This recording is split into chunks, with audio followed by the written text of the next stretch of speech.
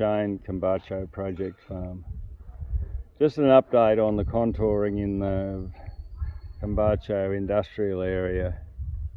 The sheds, the tanks, the sheds. So I've slashed an area, campground here for the school we've got here at the moment, and we've collected all that material that was slashed and mulched along the bottom side of this contour. I've been charging this contour with water, and the first little bit of a shift has happened is we've got all these madics have germinated, all this burr madic has come up. So this stuff in this environment, you know, as a winter active, we don't see anything from it because we don't get enough winter rainfall.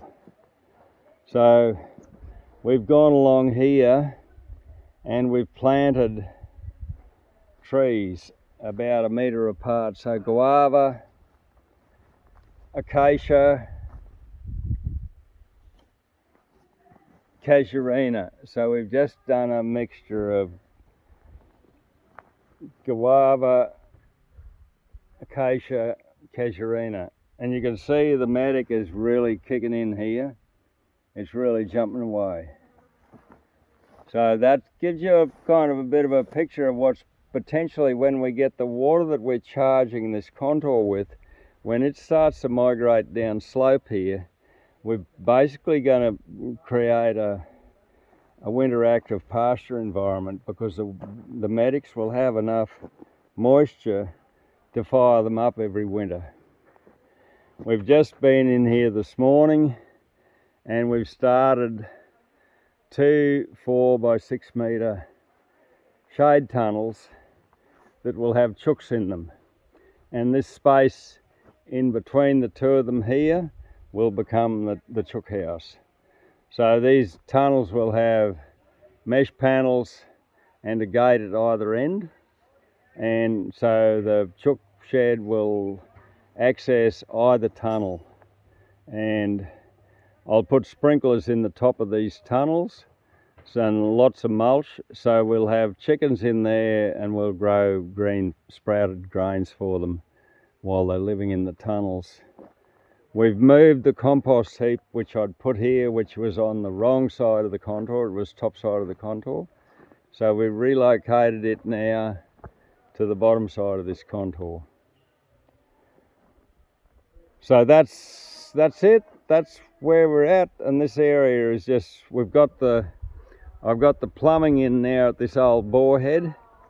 I've tapped in to the 2 solar pumps further down the farm and the whole common pump up line, and I've now got the water here now to charge these contours with. So yeah, it's all a go. These existing trees here,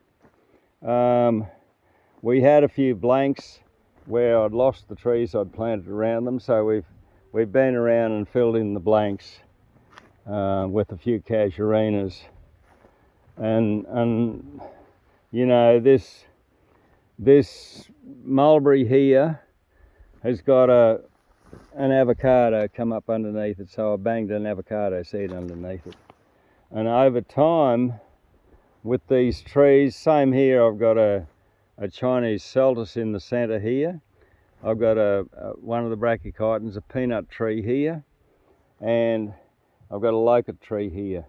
So over time we'll just select out of these trees what's going to be the best fruiting tree, and then we can sort them out accordingly. So this casuarina here also has got an avocado seedling coming up underneath it. So it's a lot of trees, but most of them will be just material to go back into to feed the system. So they'll be literally chop and drop. Another avocado come up there. There would have been a casuarina there that checked out. Another avocado coming up here where another casuarina checked out. Here's a casuarina here that got attacked by the lawnmower, gave it a little haircut. But yeah, we filled in the blanks, a central tree, and a ring of trees around them about 1 metre out. Another mulberry here, and we filled in the blanks where I didn't have trees to plant before. And this one has also got this mulberry's got a locust tree with it. And we've got other trees here. We've got 3 or 4 trees here that don't have support species around them. We've got trees on hand there while I've got this group of students here. We will plant a ring of trees around these guys too, so they've got support. They've got a forest to grow in.